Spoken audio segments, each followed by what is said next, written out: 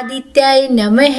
मैं मीनू शर्मा आप सभी का आपके अपने YouTube चैनल की कथा टीवी पर स्वागत करती हूँ। सभी को मेरा राधे राधे। और आज की इस वीडियो में आप रसपान करेंगे रविवार की पवित्र कथा का ऐसा प्रसंग जो हमें सूर्य देव की साक्षात कृपा का अनुभव कराएगा। तो चलिए शुरू करते हैं रविवार व्रत कथा। तो बोलिए सूर्य भगवान की जय। प्राचीन कथा के अनुसार एक बार एक नगर में एक वृद्धा रहती थी। वह रविवार को नियम से घर आंगन को गोबर से लीपकर फिर भोजन तैयार करती और फिर सूर्य देव को भोग लगाने के बाद ही खुद भोजन किया करती। ऐसा व्रत करने से उनका घर धन धान्य से भरा रहता। हरि की कृपा से घर में किसी प्रकार का कोई भी दुख नहीं होता था। घर में सब कुछ आनंद मंगल था। इसी तरह कुछ दिन बीत जाने पर वह पड़ोसन जिसकी गाय का गोबर वह वृद्धा लाया करती थी, वह विचार करने लगी कि यह बूढ़ी माई हमेशा मेरी गाय का गोबर ले जाती है। यह सोचकर एक दिन उसने अपनी गाय को घर के अंदर बांध दिया और फिर तो वह हर दिन ही अपनी गाय को घर के भीतर बांधना शुरू करने लगी।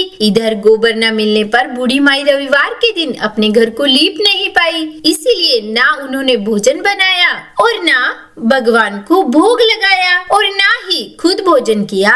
इस तरह उन्होंने निराहार व्रत किया। सुबह से शाम, शाम से रात हो गई और वह बूढ़ी माई भूखी ही सो गई। तब फिर रात में भगवान ने उन्हें स्वप्न में दर्शन दिए और भोजन ना बनाने और भोग ना लगाने का कारण पूछा। तब बूढ़ी माई ने सूर्य देव को बताया कि गोबर न मिलने के कारण आज वह भोजन नहीं बना सकी। तब भगवान भास्कर ने कहा कि माता, हम तुमको ऐसी गाय देंगे जिससे सभी इच्छाएं पूर्ण हो जाएंगी, क्योंकि तुम हमेशा रविवार को गोबर से लीपकर फिर भोजन बनाती हो, भोग लगाकर ही खुद भोजन करती हो। इसीलिए मैं आपसे प्रसन्न होकर आपको वरदान देता हूँ। तब सपने में भगवान का यह वरदान पाकर जब बूढ़ी माई की आँख खुली तो देखा कि आंगन में तो एक बहुत सुंदर गाय और बछड़ा बंधे हुए हैं। गाय और बछड़े को देखकर वह खुश हो गई और घर के बाहर बांधकर उन्हें खाने को चारा डाल दिया। इधर जब पड़ोसन ने बूढ़ी माई के घर के बाहर बहुत सुंदर गाय और बछड़े को देखा तो ईर्ष्या से प्रेरित होकर उसका हृदय जल उठा और जब उसने देखा कि गाय ने तो सोने का गोबर दिया है तो वह गाय का सोने का गोबर उठाकर ले गई और अपनी गाय के साधारण गोबर को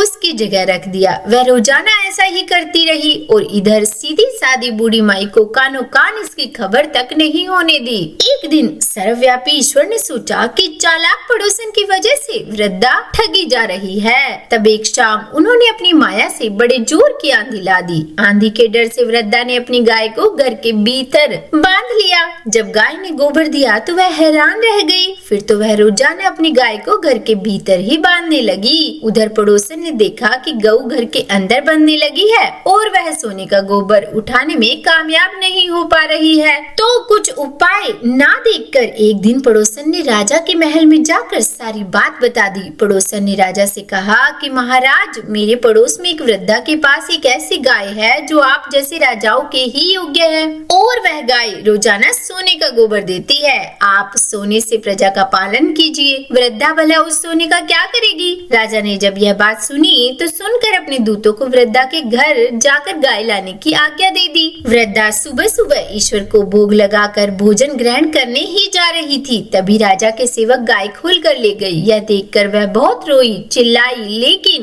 कर्मचारियों ने एक न सुनी। उस दिन फिर वृद्धा गाय के वियोग में भोजन न कर पाई और रात भर रो रो कर भगवान से गाय को पुनः पाने की प्रार्थना करती रही। वहीं दूसरी ओर राजा गाय को देखकर बहुत प्रसन्न हुआ। भगवान ने रात में राजा को स्वप्न में कहा कि हे राजा, गाय वृद्धा को लौटा देने में ही तुम्हारी भलाई है। रविवार के व्रत से प्रसन्न होकर मैंने उस वृद्धा को यह गाय दी थी और सुबह जैसे ही वह उठा तो सारा महल गोबर से भरा दिखाई दिया। राजा यह देखकर घबरा गया। सुबह होते ही राजा ने वृद्धा को बुलाकर बहुत सारा धन देकर सम्मान सहित गाय और बछड़ा उसे वापस कर दिया। उसके साथ ही पड़ोसन को बुलाकर उचित दंड भी दिया। ऐसा करने से राजा के महल की गंदगी दूर हो गई और उस दिन राजा ने नगरवासियों को आदेश दिया कि अपनी समस्त कामनाओं की पूर्ति के लिए वे सभी रविवार का व्रत रखा करें। और जब प्रजा ने रविवार व्रत का पालन करके कथा का श्रवण किया तो उन सब के घर में भी सुख समृद्धि धन के भंडार भर गए।